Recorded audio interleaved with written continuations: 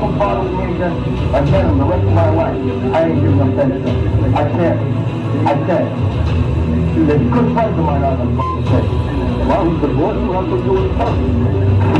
That's why I said to you before, you don't understand what the money is.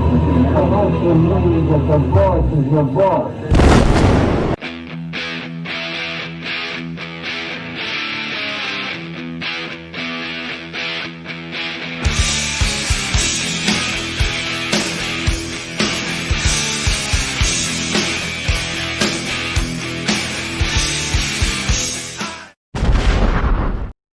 And welcome to another episode of Mob Talk Radio. If you are new to the channel, please hit like and subscribe.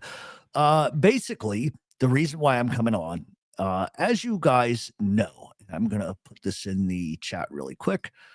Hopefully this will pop up the right way. Okay. As you guys know, let me see if I can do this a little differently. Okay. As you guys know, the other day, we were the first outlet to report the Italian American Civil Rights League is planning on going after Salvatore, the child killing mob rat, lowlife scumbag that he is, Gravano. And one of the interesting things that often happens that really surprises me is you will have that news drop, and then all of a sudden it becomes Gotti. Like the Brady Bunch with Jan. Gotti. And it should surprise nobody that Sammy Gravano called Jerry Capeci crying like a bitch, whining and complaining. Now, I am not going to get into the entire article. That's Jerry's work. And if you should go to ganglandnews.com and read the article for yourself. However, there are a couple things I wanted to discuss out of that article.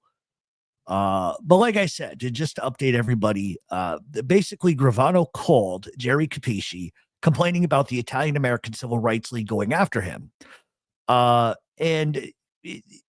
Listen, what he's even mad at and how quickly he goes to blaming the Gotti family is disgusting. So Gravano's a little mad, and he's blaming everybody else again, like they always do. And Capeci has to write an article about the Gottis because that's the only way he's going to sell anything, just like the New York Post. But Gravano is basically blaming the Gottis once again for this Italian American Civil Rights League issue. Keep in mind that this is a lowlife who murdered or took part in at least 19 murder conspiracies that we know of. And especially the repulsive murder of a 16-year-old child. In Jerry's article, he makes it clear that Gravano believes that it's conspiracy at the behest of John Gotti Jr. Number one, John Gotti Jr. is not a part of the IACRL, nor am I. And I was clear about that last week. Gravano was especially angry that he was chastised for wearing a shirt with the number 19 on it. And he makes claims that he wore the shirt only a handful of times, didn't like it, and then he kind of thought about it and figured it was in bad taste. But that's a complete lie, because not only did he sell the shirt on his website, but he wore it dozens of times on his show. So it's not once or twice. This is dozens of times. It's another lie by Gravano. He does not understand or have any sort of ability to understand how that could be offensive to people. It's odd to me. Then Gravano went on to tell Capeci in a quote that he claimed that the 19 on the shirt had nothing to do with the murders. Then what does the 19 stand for, Sammy? What does the 19 stand for? 19 times you took it from behind in a bar with your boyfriend? Is that what it stands for? This guy lies every time he opens his mouth. Throughout the article, Jerry half attempts to assert that Gerard Maroney, who has a fantastic podcast, planned the debut of that podcast a day prior to the IACRL coming out against Gravano. According to Capeci, the podcast debuted a day before the IRL IACRL came out with their press release against Gravano. So now we're going to play into wild conspiracy theories. I don't know what link that Jerry Capeci is trying to find, but there isn't one. He is searching for conspiracy theories and nonsense. The IACRL is moving against Gravano as a whole entity, not a single lawyer against Gravano for being a lowlife rat. And that's what Capeci in his article tries to infer, that this is somehow a much bigger conspiracy that leads back to John Gotti Jr. This is not Gerard going after Gravano. This is the Italian American Civil Rights League at the sort of the behest of the families of his victims going after him. That's what this is all about. But of course, they have to spin the Gotti narrative. The position, and I'm not speaking for them, nor am I a member, and I want to make that clear. But the IACRL is going after Gravano, okay? And what they're really trying to achieve here is that FX should not be glorifying somebody like Gravano given his atrocious life. The fact that the IACRL is angry that Gravano keeps victimizing people over and over and over again while wearing a shirt that brags about murders is a little aggravating. The families of the victims are left to carry on the memories of loved ones. They basically continue to have their scabs ripped off of their hearts every week, and Gravano could care less because the bottom line for him is money. Gravano has never paid penalties, albeit financially or criminally. Let's just be honest. While the government gave him a get-out-of-jail-free card, rather than use that to conform his life, he went back into a life of crime and sold drugs to children.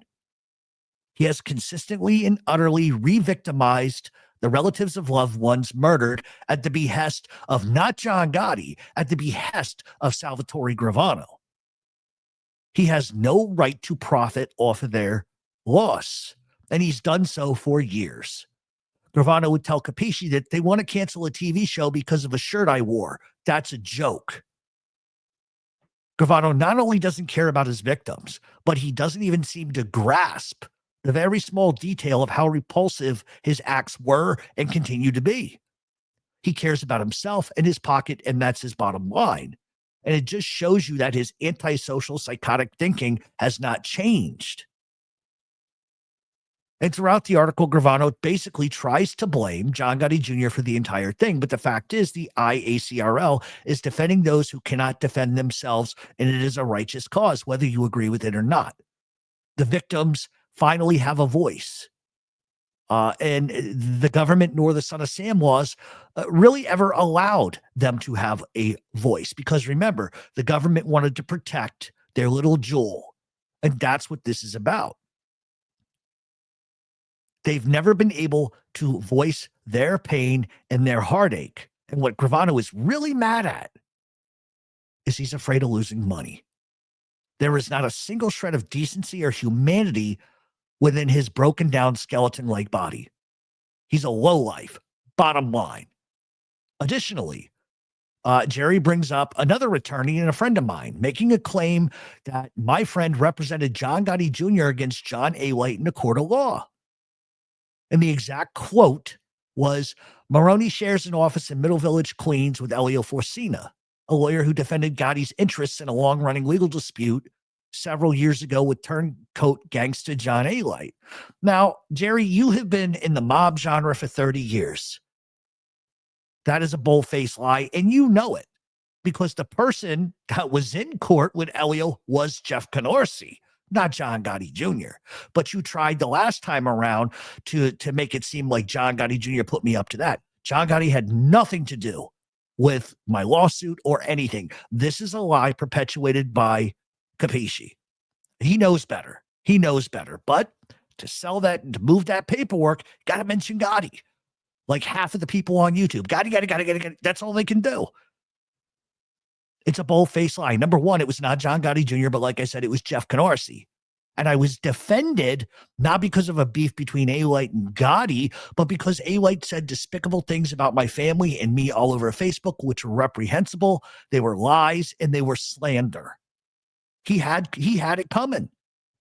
That litigation had nothing to do with John Gotti Jr., not once, not ever. That was an attorney defending me because he cared about what was being done to me. And the bigger issue is men like Gravano and Capeci, they look for monsters and conspiracy theories that just don't fucking exist. Do you really think that John Gotti Jr. is that powerful that he can sway anyone he comes in contact with? Do you think he can reach in his pocket and flip his flip phone up, say 2 words to somebody and control an entire civil rights league? And the answer to that is no. But it sells papers, doesn't it? It sells paper. Jerry is 100% wrong about this. And I question why Jerry, who is Italian, would even take a phone call from a child murdering lowlife like Gravano. Do you have any morals or scruples? Any at all? And what I'm about to say here is my opinion. And people can take this however they want. And I apologize if the 2 people I'm about to mention are upset that I'm going to do this. But where I come from, you defend your friends. Men like Gerard Maroney and Elio should be celebrated for their beliefs, their determination, and their expertise in the things that they do that nobody ever knows about. Elio is a former Marine who served. He's beloved in his community and by his clients. And the same goes for Gerard, even though Gerard didn't serve. Because I don't want people to take umbrage, with what I just said. And I'm going to tell you something. And I hope this doesn't upset either of them. Because I don't care what anybody thinks, but both of these men have taken on cases and given free legal advice to people that I know, people I brought to them, who may have been in a financial situation that wasn't great. And we're not talking mafia stuff. We're talking, real life, real hard stuff. In one case, Gerard took a case from somebody I know for nothing. He went out of his way to help. And like I said, it wasn't a mob case. It was a case where somebody's child was harmed badly in school with a box cutter. Someone who had been victimized. And these are unscrupulous men who have wild, weird conspiracy links to organize. Come on. These are not men who do things by design or by conspiracy or anything else. They do what they do because it's the right thing to do. And the bottom line for me, they stand for something, even if Gravano and Capeci don't. And that's my point. Say what you want about who you want, but these are good men who are not doing something by proxy or by conspiracy or by linkage. But that's the world we live in today. And shame on Jeremy Capeci for bull-faced lying, saying that John Gotti Jr. had anything to do with a lawsuit that I was involved with. That is an utter lie. An utter lie. And it's a lie that gets perpetuated by a lot of people. And that's unfair to John Gotti Jr. It's unfair to me. And it's unfair to the attorneys that were involved in that case. This is not a case of one attorney being a board member or a vice president of the Italian American Civil Rights League going after one individual because of John Gotti Jr. This is the right thing to do because of what Gravano has done. Gravano cannot put himself in a situation where he can understand or fathom why anybody would be upset I would wear a 19 shirt. That's like me killing a bunch of people and wearing a shirt with their head on it. He's a lowlife. He's a dirt bag. And if there is any justice in this world, the families of his victims will nail his ass to the cross and get money. And money, that's the thing. People will say, oh, well, it's money. This isn't about money. This isn't about money. It's about somebody paying for their crimes. He never paid for the murder of Alan Kaiser. He never paid for that. And I'm going to tell you something else. I want all of you who do research, I want, with the exception of Anthony Gaspipe Casso and the friggin' murdering cops, I want you to go through every organized crime case in history and find another sick, low-life, despicable individual who murdered a 16-year-old boy. Name me one other gangster who ever did that. And I'll be waiting for the rest of my life because there's only been one that's done it. And name me one that got away with it. And that's the bottom line. Like I said, go to ganglandnews.com, read the article for yourself. But I have a problem when someone takes a subject and manipulates it, bends it to the point where all roads lead back to John Gotti. It's ridiculous. Has nothing to do with him. And it just, amazes me that Capeci would do this. And then boldface lie about a lawsuit. Because Capeci tried to infer that around the time of the lawsuit. He tried to say, oh, this is about John Gotti. It has nothing to do with John. And if Capeci knew anything, which, he's the guy with all the research, right? He's the guy that has all the inside tracks. He's the guy that knows everything. Why is it that he didn't know what the deal was with my lawsuit? Why did he keep trying to blame Junior for that?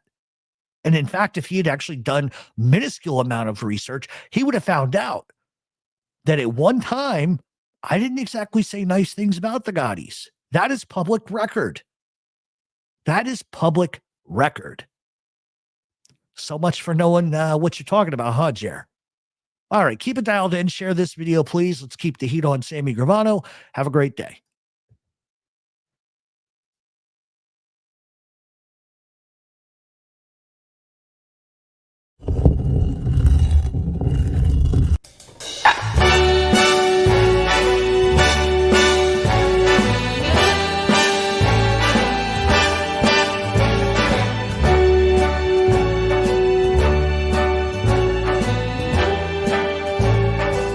Start spreading the news.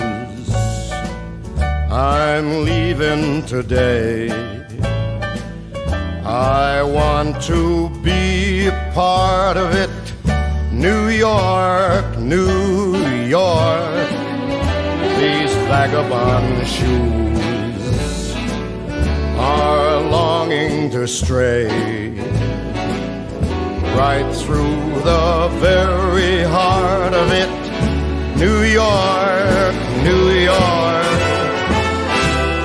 I want to wake up in a city that doesn't sleep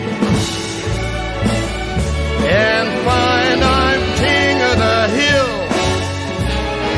top of the heap.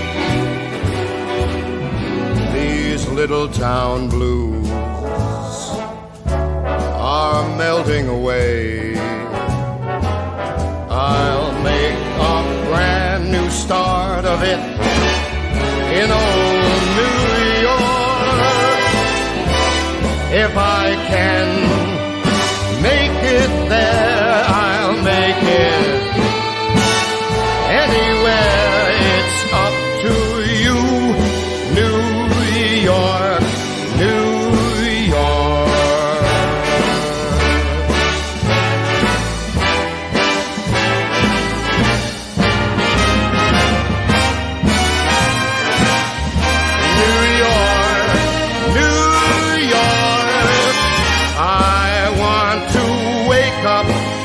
In a city that never sleeps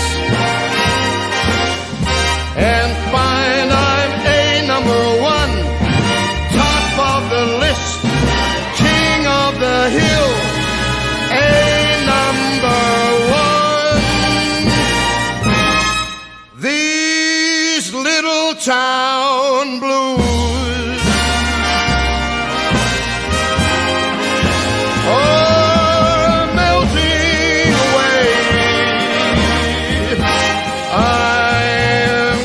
make a brand new start of it in old New York.